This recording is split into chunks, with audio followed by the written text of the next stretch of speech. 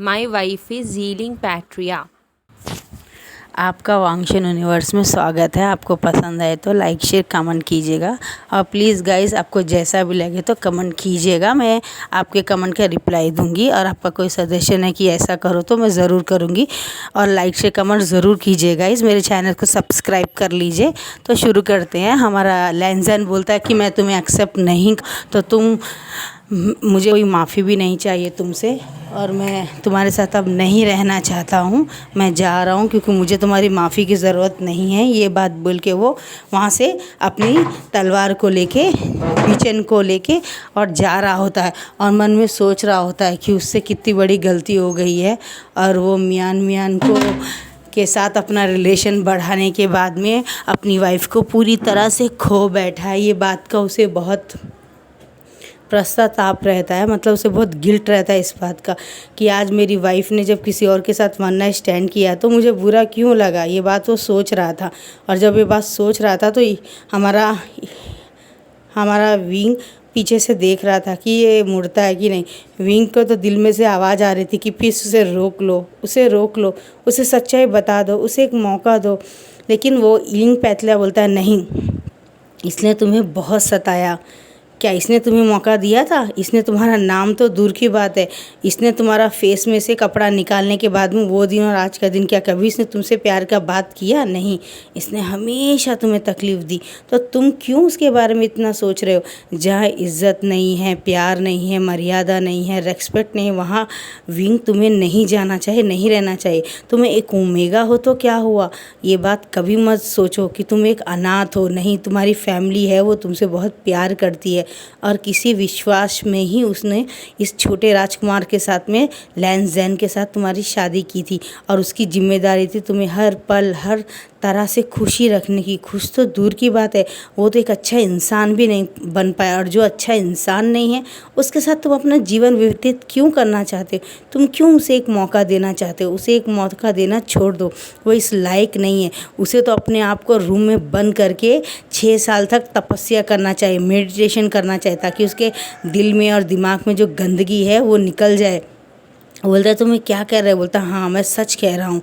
उसको एक ध्यान की आवश्यकता है, वो ध्यान उसे करना चाहिए और उसे सही और गलत का अंदाज़ा अपने आप हो जाएगा।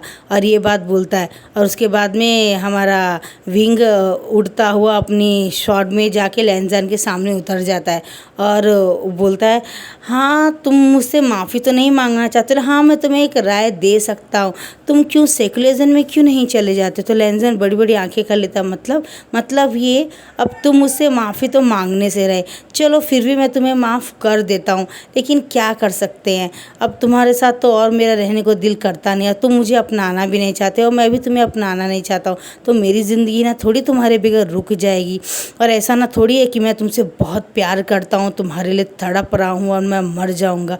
जिस तरह तुम्हारे लिए बहुत सारे ओमेगा हैं तो मेरे लिए भी बहुत सारे अल्फ़ा हैं और जब तुम्हें अपने आप में इतना घमंड है तो मैं तुम्हारे मुकाबले कई ज़्यादा खूबसूरत हूँ और ओमेगा हूँ और मैं दे सकता हूँ और तुम में ऐसा तो कुछ भी नहीं है जिसके लिए कोई तड़पे। तुम तो एक धोखेबाज हो। मुझे तो शर्म आती है कहते हो कि मेरे फादर ने किस बात को देख के तुमसे शादी मेरी तय कर दी। तुम तो एक मौका भी नहीं दिया उन्हें, बस मैंने तो तुम्हें वो इज़्ज़त दी, पति का सम्मान दिया, एक अच्छा दोस्त समझा। हम अपने मन की बातें भी शेयर करना चाहता था कि तुम एक मौका दो, लेकिन तुमने मुझे कभी मौका ही नहीं दिया। और अब तुमको ये सब होने के बाद भी तुम मेरे सामने मुझसे कह रहे होगे कि तुम मुझे एक्सेप्ट नहीं कर सकते हो। मत करो मुझे एक्सेप्ट, मुझे तुम्हारे एक्सेप्ट करने की ज़रूरत नहीं है। दुनिया बहुत बड़ी है, मैं अपने बाप के पास नहीं जाऊंगा, ना ही मैं तुम्हारे गुस्सों में वापस आऊँगा, ना ही तुम्हारे साथ रहूँगा। मैं अपनी लाइफ अपनी मर्जी से दूंगा। जैसे मैं पहले हीट में तड़पता था, कोई फ़र्क नहीं पड़ता मुझे, थोड़ी सी तकलीफ़ होगी, लेकिन उन अल्फ़ाओं से तो काफ़ी बेटर हूँ मैं, जो अपनी इज़्ज़त एक मर्द होने पर, एक अल्फ़ा होने पे, अकड़ पे किसी के साथ भी सो जाते हैं। और जब वाइफ से बोलती है करती है तो उन्हें गुस्सा आता है। हाँ, तुम पे बीती तो तकलीफ़ है, मुझ पे बीती को कोई बात नहीं। मैं बेकार हूँ, मुझ में इज़्ज़त नहीं है, मुझ में आत्मसम्मान नहीं है। हाँ, तुम्हें क्या पता लैंज़न, हर वक्त हर पल मैंने किस तरह से काटे हैं। मैं तुम्हें कर्ज तो नहीं करना चाहता, लेकिन कर्ज जो तुमको मैंने दिया है, याद रखना। दुनिया में तुम किसी के पास भी जाओ, लेकिन जब तक तुम खुद अपनी वाइफ के साथ प्यार नहीं करोगे, दुनिया में तुम्हारे प्यार की प्यास मेरे सिवा कभी कोई बुझा नहीं पाएगा। अगर आपको माफ़ करने की हिम्मत नहीं है तो दूसरों से ये उम्मीद कभी मत करना कि तुम माफ़ मांगना चाहते हो। और माफ़ अक्सर वही इंसान करता है जो इंसान का दिल बड़ा होता है। अगर माफ़ करना चाहते तो माफ़ी मांगना भी सीखो और माफ़ करना भी सीखो। सिर्फ माफ़ी मांग लेने से क्या दूसरों को माफ़ करना जिम्मेदारी ख़त्म हो जाती है। मैंने एक गलती की, तुमने तो म्यान से कितने टाइम से तुम उसके साथ सो रहे थे, मुझे पता नहीं है, लेकिन मैं तो सिर्फ एक बार न्यू हुसैन के होने से तुम मुझे माफ़ नहीं कर सकते, मुझे अपना नहीं सकते। तो तुम तो ऊपर से नीचे तक कौन से पवित्र हो, तुम तो पूरी तरह से किसी का जूठा नो और किसी का जूठा मैं क्यों अपनाऊँ। अकड़ तो मुझ में होनी चाहिए। जाओ अपनी उसी मियान के पास जाओ, मैं भी देखता हूँ दुनिया में तुम्हें कौन तुम्हारे दिल की प्यास, तुम्हारी भूख मिटा सकता है। कितने दिन तुम दूर रहोगे उनसे, 1 दिन 2 दिन, तुम दुनिया में किसी के पास भी चले जाओ, लेकिन तुम कभी सेटिस्फाइड नहीं हो सकते सिवाय मेरे साथ के, याद रखना। और मुझे तो वैसे भी किसी की ज़रूरत नहीं है, क्योंकि मैं किसी के साथ कभी सोऊंगा ही नहीं और ना ही मुझे ज़रूरत है। मैं अकेला था, अकेला हूँ, अकेला ही रहूँगा। जाओ लेसन 6 महीना सेक्लूजन में चले जाओ और अपने आप को ध्यान से सोचो कि तुमने अपनी क्या गलती है। शायद तुम्हें कोई रास्ता मिल जाए और तुम्हारा जीवन अच्छा हो जाए। चलो मैं चलता हूँ। ये बात बोल के वो अपने तलवार में वापस सुन के अपने ईलिंग के अपने उसमें चला जाता है, अपने उसमें घर में। और वहाँ पहुँच जाने के बाद में वो बोलता है कि और वहाँ हमारे न्यू हुसैन को पकड़ के बहुत ज़ोर से रोता है और बोलता है, देखा न्यू हुसैन तुमने, ये है मेरा पति, जिसकी बातें, जिसकी कस्में, जिसकी बड़ी बड़ी हाँकते हुए बातें लोग करते थे। हैं, नी क्लाइन तक, जैन क्लाइन तक, गुसू वाले अपने छोटे प्रिंस की तारीफ़ करते हुए मुंह बड़ा खोल खोल के, हमारा राजकुमार ये है, हमारा राजकुमार ये है उनका राजकुमार, ये छी, इनसे तो वैंस अच्छे हैं, वो अच्छे हैं। कम से कम वो जो कहते हो करते तो हैं। वो अगर गिरे हुए हैं तो वाकई में वो गिरे ही हैं। वो असलियत छुपाते नहीं हैं, जैसे कि मेरा पति ने लैन जैन ने छुपाया। शादी के बाद रिलेशन तो दूर की बात, उसने मेरा मुंह तक नहीं देखा। इस बात का मुझे कितना गिल्ट है। क्या मैं अंधा हूँ?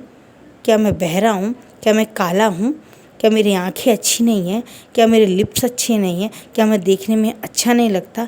क्या मैं सुंदर नहीं हूँ, या मेरे बात करना नहीं आता, या मैं पढ़ा लिखा नहीं हूँ? ऐसी कौन सी कमी है मुझ में जो उसने मुझे एक मौका नहीं दिया? एक मौका तो इंसान हर एक किसी को देता है, लेकिन उसने मुझे एक मौका नहीं दिया। ये मेरी अपनी आप बीती है, वी हुजैन की लाइफ की आप बीती है। ये मेरी तकलीफ़ें न्यू हुसैन जो मैं तुम्हें बता रहा हूँ। वो कहता, जब भी मुझे हीट आती थी मैं बहुत तड़पता था न्यू हुसैन, में बहुत तड़पता था। कई बार अपने मुंह में कपड़ा ठूस के रोया हूँ मैं।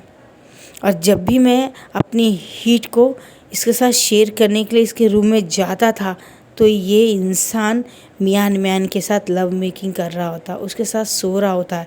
उनका वो आह भरना, उनका वो मौन करना मेरी छाती में सांप के जैसे रुड़ता था।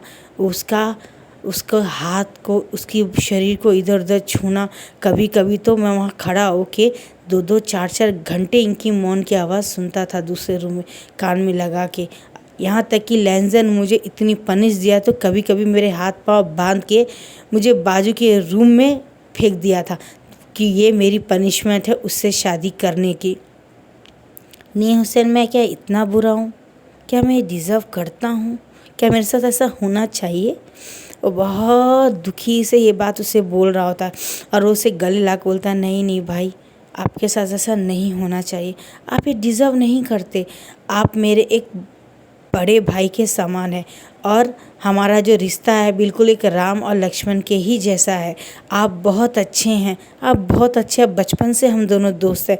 मैंने देखा नहीं कि आपको हर प्यार के लिए तड़पते हुए अपने माँ बाप के लिए। मैं जानता हूँ आप बहुत अच्छे हैं, अपने माँ बाप को मिस करते हैं, अपने भाई बहन को मिस करते हैं। उसके बाद भी आप इतनी तकलीफ़ होने के बाद भी आप अपने घर में गए नहीं, जैन चैन को आपने बताया नहीं कि आपकी क्या तकलीफ़ है। आपने अपनी बहन सीजे से शेयर नहीं किया, माँ बाप से शेयर नहीं किया, मैडम यू से शेयर नहीं किया, जियांग अंकल से शेयर नहीं किया।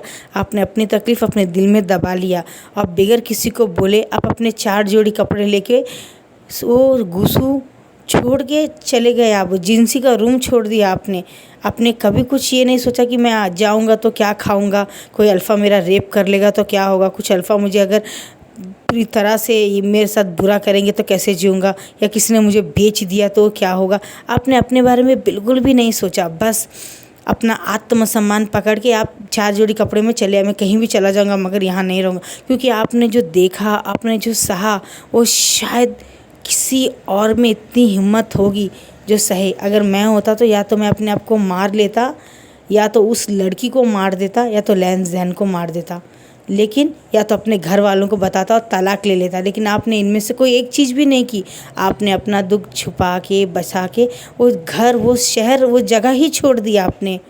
मैं आपको प्रणाम करता हूँ मेरे बड़े भाई। ये बातों बोलता है और उसे गले लग के रो रहा होता है।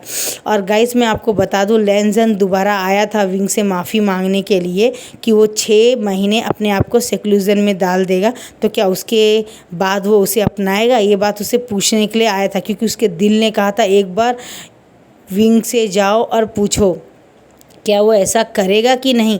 ये बात पूछने के लिए उसको कहा गया था, उसके मन ने कहा था। तो वो ये बात पूछने के लिए जब वो जाता है तो वो वहाँ नी हुसैन को और विंग को गले रख के रोते हुए पूरी बात सुन गया था। उसने A to Z पूरी बात सुन ली है। हमारे लैन जैन को ये बात पता चल गई है कि विंग का नी हुसैन का बड़ा भाई और छोटे भाई वाला रिश्ता है। वो दोनों अल्फ़ा ओमेगा के जैसे एक दूसरे को नहीं देखते हैं, वो एक सगे भाई के जैसे देखते हैं। और उनमें इंटीमेसी ऐसा कुछ भी नहीं हुआ। वो तो बैठ के मुझे परेशान करने के लिए ये आवाज़ें निकाल रहे थे। उन दोनों में ऐसा कोई रिलेशन नहीं। ये सुनने के बाद भी लैन जैन गया नहीं, क्योंकि उसके दिल ने कहा मैं धिक्कार करता हूँ तेरे जैसे इंसान पे जो बीवी को इज़्ज़त नहीं देखा, बीवी को एक मौका नहीं दे पाया। तू बहुत घटिया इंसान है। तेरे को जीने का भी कोई ये नहीं है, कोई हक ही नहीं है जीने का। तू इतना गिरा हुआ इंसान है, इतना है कि तू किसी डेविल से भी कम है। तू तो डेविल से भी गए गुजरा है। डेविल को भी अगर थोड़ा दिल में प्यार रहता, वो जैसा होता वैसे ही दिखाते। लेकिन तू कितना धोखेबाज है। तू अपनी असलियत दबा के, तेरे बड़े लोग बड़ी तारीफ़ करके किसी एक इंसान से शादी करके उसका जीवन सत्यानाश कर दिया। उसका जीवन कहीं का नहीं किया। तुमसे शादी होने के बाद में वो अपनी खुशियाँ ख़त्म कर गया। क्यों किसी एक अल्फ़ा की शादी होने के बाद में ओमेगा का लाइफ ख़त्म हो जाता है? क्यों किसी अल्फ़ा को छोड़ के अलग वो एक ओमेगा अपनी लाइफ अलग से क्यों नहीं बिता सकता? भले वो माँ करा हो या ना करा हो, क्यों ऐसा होता है? जब उसका जीवन एक अल्फ़ा से जुड़ा होता है तो एक अल्फ़ा को भी सेम रूल रेगुलेशन होना चाहिए। उसको भी अपनी वाइफ से जुड़ा होना चाहिए। उसकी भी लाइफ एक ओमेगा से शुरू होके ओमेगा में ही ख़त्म हो जाना चाहिए। क्यों ऐसा नहीं होता है? क्यों दोनों के लिए अलग रूल रेगुलेशन होता है? मुझे समझ में नहीं आता है लैन जैन। ये तुम्हारी अंतर आत्मा कह रही है जाओ, 6 महीना नहीं 6 साल सेक्लूजन में जाओ और अपने उसी गुस्सू में जाओ, ताकि सबसे पहले तुम्हारे अच्छाई की तारीफ़ तुम्हारे को माफ़ करने वाले तुम्हारे अंकल वही तुम्हें माफ़ कर पाए। जाओ, मेरी बात मानो। दुनिया में तुम्हें कहीं चैन नहीं आएगा, क्योंकि तुम उस जिंसी के रूम में तुमने अपनी पत्नी को वो दूसरों के साथ में गलत करके उसे एहसास दिलाया कि वो तुम्हारे लायक नहीं। उसी जिंसी से ही तुम्हारे को अच्छे कर्म होंगे। तुम्हारी वाइफ तुम्हारे पास आएगी, तुम्हें माफ़ करेगी, वो कर्ज जाएगा और तुम वापस उसे बीवी बच्चों के साथ रह सकते हो। जाओ, मेरी बात मानो। अपने दिल में से जो आवाज़ निकल रही है उसे पूरा करो। जाओ। और लैन जैन वापस अपने गुस्सू चला जाता है और वहाँ जाके अंकल के पाँव पकड़ लेता है और अपने भाई के पाँव पकड़ के बहुत ज़ोर ज़ोर से रोता है और अपने आप को बहुत हर्ट करता है और बोलता है मुझे माफ़ कर दीजिए बड़े भाई, मुझे माफ़ कर दीजिए अंकल। मैं बस कुछ नहीं चाहता आपसे, बस मैं एक ही चीज़ चाहता हूँ, मुझे सेक्लूजन में जाना है और मैं उसी जिंसी के रूम में 6 साल सिक्योरिजन में जाना चाहता हूँ, क्योंकि मैं अब और अपने आप को माफ़ नहीं कर सकता। मेरे दिल में एक बोझ है जो मेरे मर जाने के से भी ज़्यादा बड़ा तकलीफ़ दे रहा है। मेरे दिल रो रहा है विंग को तकलीफ़ देने के बाद। आज मुझे एहसास हुआ कि किसी के साथ अच्छा करने से ज़्यादा बुरा करने से ज़्यादा तकलीफ़ होती है। आप अगर किसी को खुशी नहीं दे सकते, आप अगर किसी को 4 बातें प्यार की नहीं बोल सकते, आप अगर किसी को हंसने का कोई एक वर्ड्स नहीं कह सकते, तो आपका कोई हक नहीं बनता कि आप किसी को तकलीफ़ दें। अगर आपकी शादी किसी से ज़बरदस्ती हो गई है और वो आपको पसंद नहीं है, तो मेरी बात मानिए, आप उसको एक मौका दीजिए और उसको आपके मुताबिक ढलने का मौका दीजिए। उसकी अच्छाइयों को गिनिए, उसकी बुराइयों को बाजू करिए और उसको एक मौका देंगे तभी तो वो आपको अपने बारे में बता पाएगा। लेकिन आप ऐसा कुछ नहीं करें, अपनी गलत ज़िंदगी के बारे में उसे बताएं। वो बेचारा धोखे में, मुझे एक अच्छे इंसान से शादी हुई है, मुझे इंसान बहुत पसंद है, आपके धोखे में उसने अपना जीवन बर्बाद कर लिया। अकेला भटक भटक के जी रहा है, जैसे उसका फैमिली होने के बाद भी नहीं जा रहा। ऐसे पवित्र सोल को मैंने तकलीफ़ दी है, तो शायद ही भगवान मुझे इस जन्म में माफ़ कर पाए।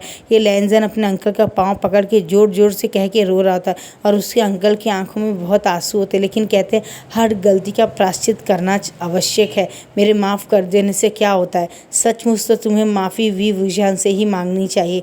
और अगर वाकई में तुम्हारा पश्चाताप सही है और तुम सचमुच अपने दिल से रो रहे हो, तो जाओ सेक्युलरिज्म में जाओ और अपने आप को वहाँ बंद कर लो और किसी को हवा पानी मत आने दो। बस सिर्फ तपस्या करो, तपस्या करो। देखना, अगर तुम्हारी तपस्या में वाकई में सच्चाई होगी तो विजन दुनिया के कोई भी कोने में हो, अपने पति के पास, अपने अल्फ़ा के पास लौट के आएगा और तुम्हारा प्यार उसे खींच के लाएगा। ये बात बोलता है। और वो 6 साल के लिए हमेशा अपने जिंसी में ही पूरी तरह से सेक्युलरिज्म स्टार्ट कर देता है। और अब इस बात को 6 साल बीत गए होते हैं और उन 6 साल के बीच में वो अपने आप को कोड़ों से रोज़ मारता था। लैंसन रोज़ मारता था, इतना मारता था कि हिलर को बुलाना पड़ता था, चेचैन को, उसके चिल्लाने की आवाज़ सुन के। वो खुद चिल्लाता था और वो अपने आप को खुद कोड़े मारता था। और अपने आप को उसने 6 साल सज़ा के बाद में ये एक पनिश और दी थी उसने। और उसने प्रॉमिस किया था जब तक विंग नहीं उसे माफ़ करेगा, जब तक वो 3 टाइम खाना नहीं खा के 1 टाइम ही खाना खाएगा, सिर्फ ज़िंदा रहेगा उसकी माफ़ी के लिए। ये 3 पनिश उसने खुद अपने आप को दी थी। तो उसने 112 कोड़े अपने आप को ज़ोर ज़ोर से मारे थे, चाहे इस हाथ से उस हाथ से, जैसे मार सकता उस तरह से मारे थे उसने अपने आप को। और मार के वो नीचे गिर जाता है और उसका बड़ा भाई अपनी शक्ति से डोर को खोल के हिलर को बुला के उसी रूम में होता था। तो हमारा लैंजन 3-3 महीना बेहोश पड़ा रहता था। और जब उसे होश आता था और विंग मुझे माफ़ कर दो, मुझे अपनी गलती का एहसास है, रोज़ बोलता रहता था। लेकिन उसके बाद भी फिर उड़ता था। 3 महीने बाद थोड़े दिन थोड़ा चलता था, गुस्सू में घूमता था और उस सब जगह को देखता था कि मैं विंग यहाँ बैठता था, यहाँ ऐसा बैठता था, यहाँ बैठ के रोता था। और जो जिन को पता था वो लोग उसको उसके बारे में बताया करते थे। वो सब सुन के उसकी आंखों में पानी जाता था। 15 दिन के बाद में फिर अपने रूम में आता था, फिर रूम को बंद कर लेता था और कोड़े से फिर अपने को मारता था। यानी उसके शरीर के हर एक हिस्से में, मुँह को छोड़ के हर एक हिस्से में उसके चाबुक का निशान है। हाथ में, कोहनी में, पीठ में, छाती में, पाँव में, पीछे, आगे, घुटनों में, जांग में, हर एक जगह उसको है। सिर्फ उसने पाँव की उंगलियों के पास ही निशान नहीं रखा और अपने फेस में और हाथ के आधे हिस्से में, बाकी हर एक जगह उसको कोड़े के निशान है। वो अब तक अपने आप को 1015 कोड़े मार चुका रहता है। उसका शरीर के ऐसे घाव रहते हैं, ऐसे जैसे शरीर की नसें होती हैं ना, जड़ होती है ज़मीनों की, पूरा शरीर उसका ऐसा बन गया होता है लैंजन का। और उसने अपने आप को बहुत ज़्यादा तकलीफ़ दी होती है। और अब इस बात को 6 साल कंप्लीट हो गए होते हैं और अब आगे का बताया जाता है। इन 6 सालों में हमारा विभूषण ने इलिंग में किसी और के साथ में गरीबों को गांव में बसा लिया होता है, एक ईलिंग का गांव में, और बहुत 40-400 लोगों को एक खेती गीती वो सब करते थे। वहाँ बैंगन, आलू, टमाटर उगाते थे, मूली उगाते थे, और वो प्यार से उसे वी भाई बोलते थे। वहाँ एक छोटा सा एक बच्चा भी था 5 साल का, आयान, उसके साथ वो खेला करता था। वहाँ पे एक लड़की थी, वो लड़की के साथ में आराम से वो लोग भाई बहन के फैमिली कैसे रहे। यानी ये वैंस के सताए हुए कुछ मेंबर्स थे जो बहुत बहुत बहुत बुरी तरह से घायल थे। उनको एक सहारे की ज़रूरत थी और वो भटक रहे थे। 250 लोग, कुछ 250 लोग उनके कब्जे में थे। तो हमारा वी भूषण अपनी बांसुरी बजा के एक दिन पेड़ में बैठा था, जब एक बच्चा भाग के आ रहा होता है, एक वैन से बचाता अपने आप को, और उसकी बॉडी में पूरा कीचड़ लगा होता है। वो हमारा प्यारा आयान रहता है। वो बोलता है कोई मुझे बताओ, प्लीज़ मुझे बचाओ। तो हमारा विंग जब ये बात सुनता है तो फ़ौरन अपनी बांसुरी अपने कमर के खीसे में घुसेड़ के, और नीचे कुत्ता बोलता क्या हुआ बच्चा। वो बोलता क्या हो बच्चा, आप किस लिए रो रहे हो? तो बोलता नहीं, मुझे वैंस के लोग मार रहे हैं, हमारे पूरे फैमिली को मार रहे हैं, उसे बचाओ भैया जी करके बोलता है। भैया अन्ना बचाओ, गगा उसे बचाओ बोलता है वो। तो छोटे बच्चे की बात मान के बोलता तुम यहीं बैठो, मैं आता हूँ, और बोल के और उसके उन लोगों को बचाने के लिए जाता है, और सबको बांसुरी बजा के एक ब्लैक मैजिक करके सबको ईलिंग में लेके आ जाता है। उन्हीं के साथ ही वो रहता है, और उन लोगों को खेती गीती करके ही सब लोग आराम से वहाँ पे रह रहे होते हैं। और इसी वजह से वो लोगों को लगता है कि ये इंसान अच्छा है, हम एक फैमिली के जैसे रहना चाहिए, और सब लोग मिल के रहते थे, बहुत प्यार से रहते थे। हमारा वी भूषण ना अपने फैमिली के घर जाता है, ना ही घुसू गया, ना किसी और के पास गया। वो ये बात सोच लिया कि जिनको घर वाले सपोर्ट नहीं करते, पति सपोर्ट नहीं करता, उनको अकेले रह के जी के दिखाना चाहिए, मुझे किसी अल्फा की ज़रूरत नहीं है। ये बात बोल के उन्हीं को अपना माँ बाप, भाई बहन, अपना बच्चा सब मान के उन्हीं के साथ रहता था। खेती करते थे, जीते थे वो लोग, और बहुत खुश रहते थे। उसे कभी भी लेन देन की कमी महसूस नहीं होती थी। नेक्स्ट एपिसोड में देखेंगे। Bye bye.